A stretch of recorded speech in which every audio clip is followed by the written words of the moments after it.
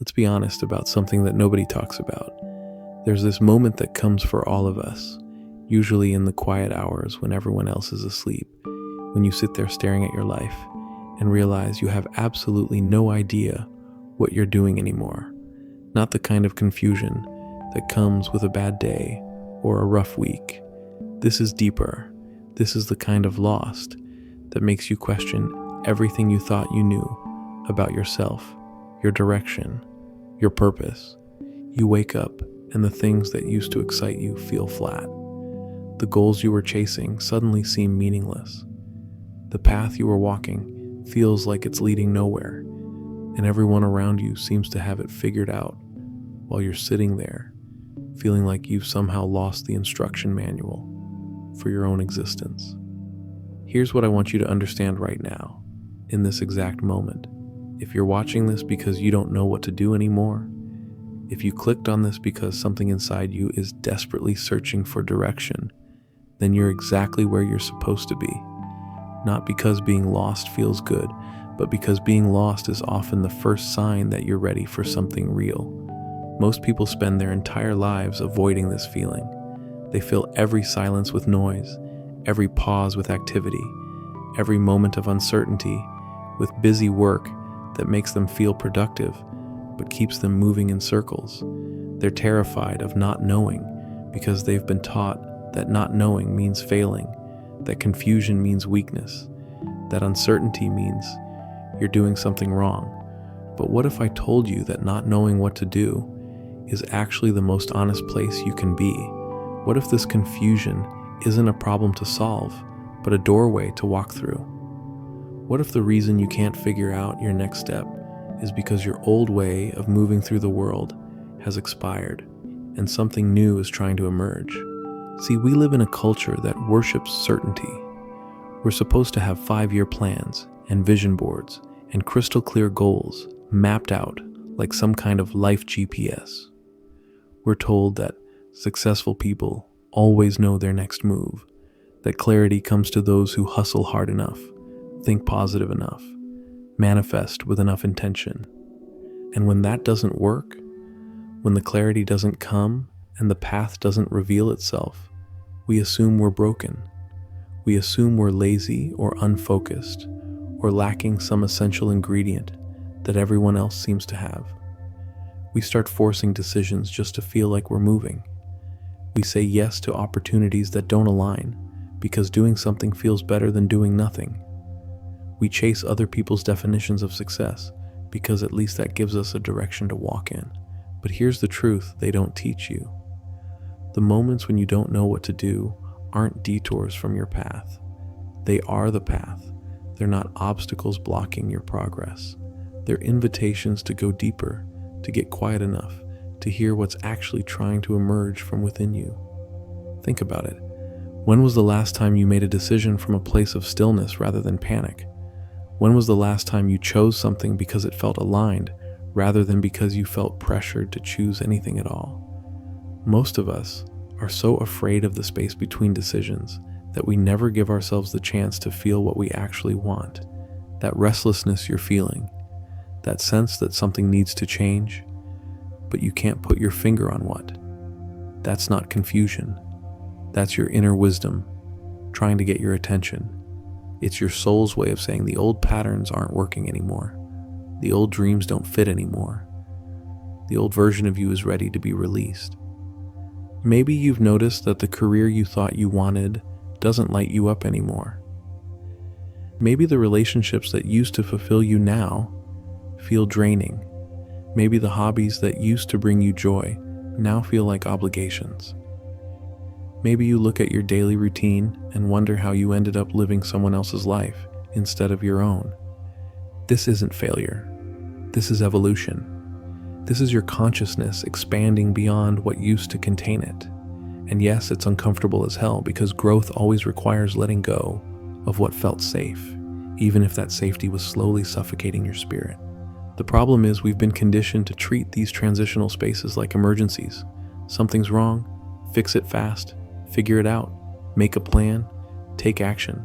But transformation doesn't happen on our timeline. It happens on life's timeline. And life's timeline includes periods of not knowing, periods of waiting, periods of being still enough to let the new direction reveal itself naturally. You know that feeling when you're trying to remember a word and it's right on the tip of your tongue, but the harder you try to grab it, the further away it gets. And then the moment you stop trying, the moment you relax, it appears effortlessly. That's how clarity works too. The more you force it, the more elusive it becomes. The more you surrender to not knowing, the more space you create for knowing to emerge.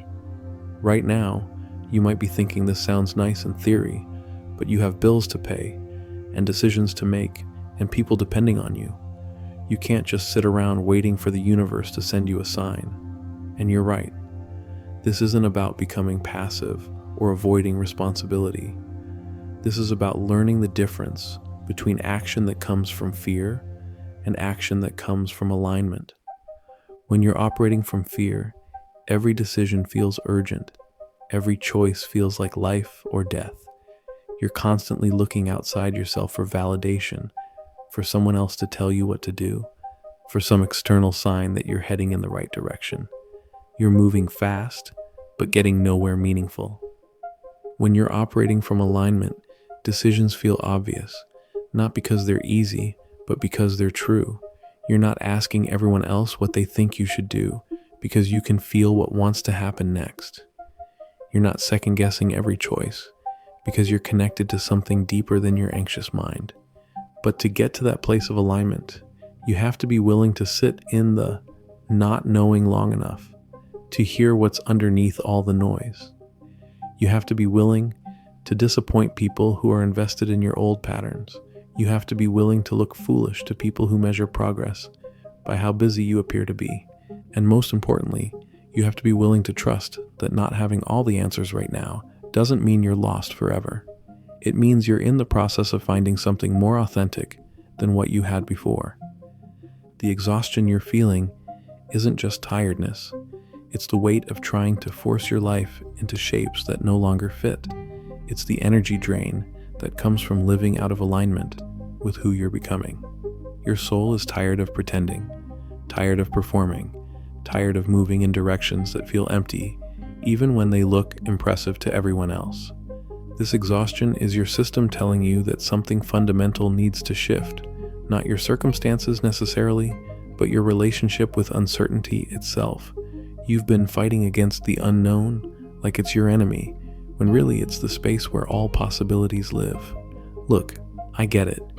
Society has programmed us to believe that not knowing equals not succeeding, that uncertainty is something to overcome as quickly as possible, that the mark of a mature adult is having your life mapped out with military precision. But what if that's the biggest lie we've ever been told? What if the people who seem to have it all figured out are just better at pretending? What if they're moving through life on autopilot, following scripts they never chose, climbing ladders leaning against walls they never wanted to scale? What if their certainty is actually a prison they've built out of other people's expectations? You see, there's a difference between being lost and being in transition. Being lost feels chaotic, desperate, like you're drowning in possibility with no life raft in sight. Being in transition feels more like floating, like you're being held by something you can't see while everything rearranges itself around you. The transition space is sacred. It's where your old self dissolves and your new self hasn't fully formed yet. It's the pause between who you were and who you're becoming.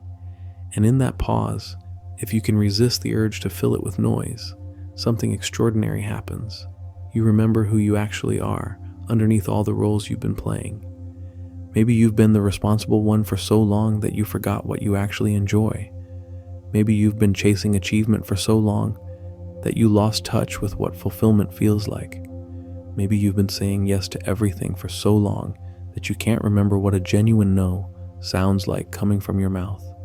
These periods of not knowing aren't punishments, they're recalibrations. Your internal compass is spinning because true north has shifted. The direction that felt right 6 months ago or 6 years ago doesn't align with who you're becoming now. And instead of trusting that process, you're panicking because the old map doesn't match the new territory. But here's what happens when you stop fighting the recalibration, when you stop demanding that clarity show up on your timeline, when you stop treating uncertainty like a problem to solve instead of a space to inhabit. Something starts to settle inside you, not answers necessarily, but a different quality of presence. You start noticing things you missed when you were rushing toward the next goal. The way morning light hits your window differently in winter, the sound of your own breathing when you're not filling every silence with distraction, the subtle pull toward certain conversations, certain books, certain experiences that your busy mind would have dismissed as irrelevant. This is how your next direction finds you, not through forced brainstorming sessions or pros and cons lists, though those have their place, but through paying attention to what draws your energy versus what drains it, through noticing what makes time disappear versus what makes every minute feel like an hour. Your body knows things your mind hasn't figured out yet. Your intuition is picking up signals your logic can't decode. But you've been so focused on thinking your way out of uncertainty that you've forgotten how to feel your way through it. Right now, as you're listening to this, your nervous system is probably telling you that not having a plan is dangerous, that you should be doing something, anything, to move forward, that successful people don't sit around waiting for inspiration to strike. And part of that is true. Action matters, movement matters, but the quality of that action depends entirely on where it's coming from. When you act from desperation, you make choices that feel productive in the moment, but leave you feeling empty afterward. When you act from alignment, even small movements create ripple effects that surprise you with their impact. The difference isn't in what you do, it's in the space you're doing it from. So what does it mean to act from alignment when you don't know what you want? It means starting smaller than you think you need to.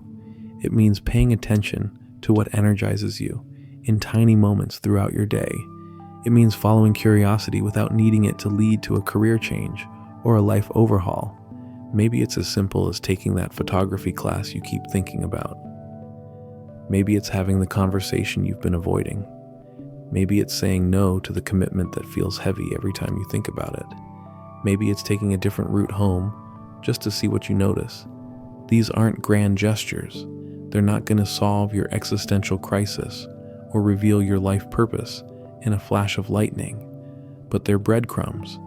They're your way of having a conversation with the part of you that knows more than your conscious mind has access to.